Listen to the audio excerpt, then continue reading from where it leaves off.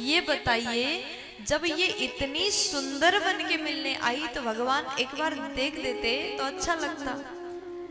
कोई आपसे मिलने के लिए सज धज के आए और आप उसे एक बार भी ना देखो तो कितना बुरा लगता है ना।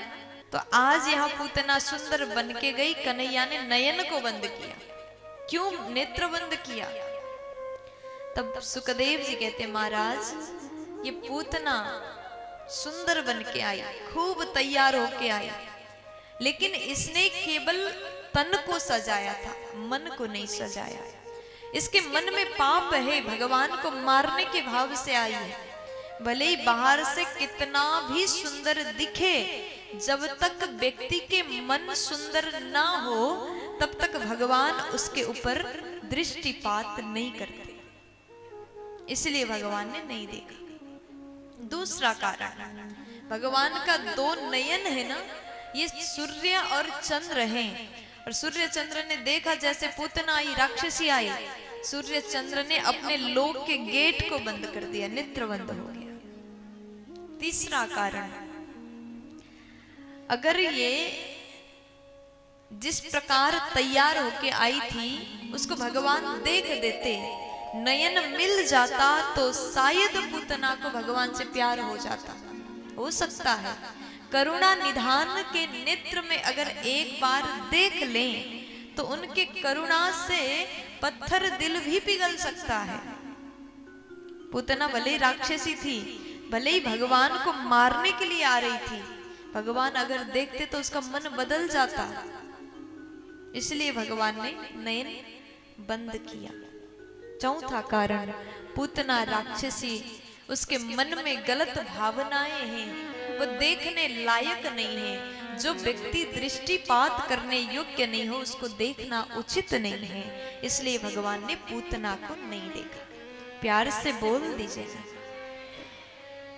तो आज भगवान ने नयन बंद किया, पूतना ने देखा लाला सो रहा है, अच्छा मौका है, अभी मार देती। उसको पूतना ने भगवान को उठाया गोद में, दूध पिलाने लगी। भगवान ने दूध के साथ में प्राण को भी खींचना प्रारंभ किया। अब पूतना सोचती है इतना कष्ट दे रहा है, अरे बालक छोड़ दे, मुझे अत्यंत पीड़ा हो रहा है।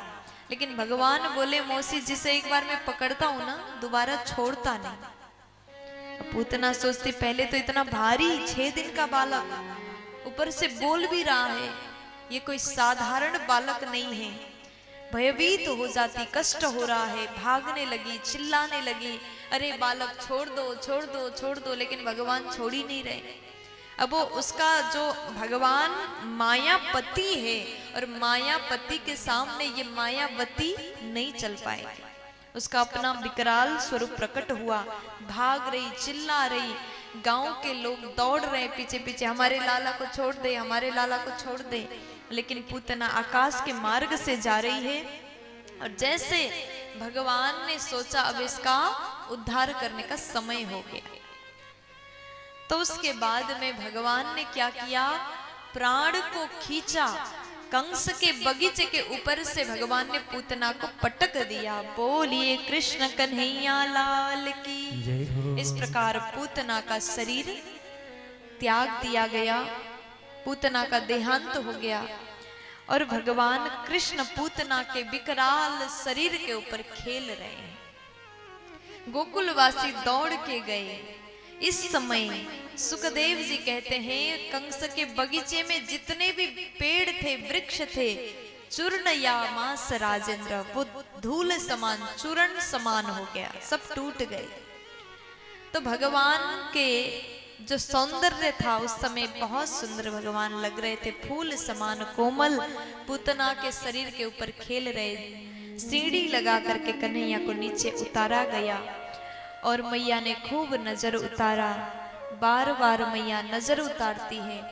इस प्रकार सुखदेव जी कथा सुना रहे हैं और कहते, राजन अब नंद बाबा जैसे आते हैं, पूतना को देखा तो उनको लगा कि पहले तो यहाँ कुछ नहीं था, ये शरीर फूल समान लग रहा है, बहुत विशाल।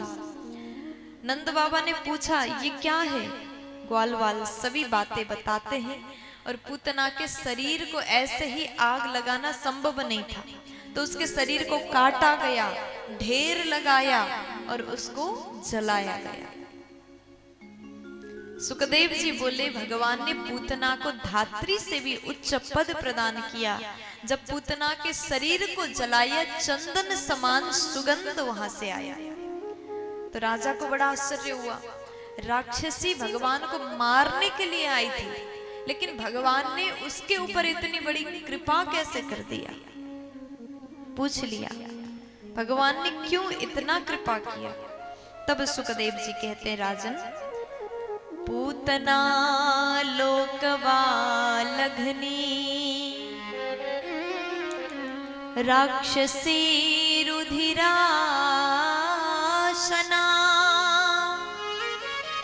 जिघांसयापि हरये स्तनं दत्त्वापसद्गतिम्। ये पूतना भगवान ने उसके ऊपर कृपा की। नाम क्या है? पूतना, जो बच्चों को मारती है। काम तो अच्छा होगा, बोले नहीं नहीं, लोक बालग्नि, वहां के संपूर्ण छोटे छोटे बच्चों को हत्या करने वाली ऐसा काम करती है। स्वरूप तो अच्छा होगा, बोले नहीं, राक्षसी है, भोजन अच्छा करती होगी। तब कहा रुधिरासना, बच्चों के रक्त को पान करती है। इसके भीतर कुछ भी अच्छाई नहीं। भाव कैसा था? तो कहा जिघाम सयापी हरे, हरि को मारने का भाव था।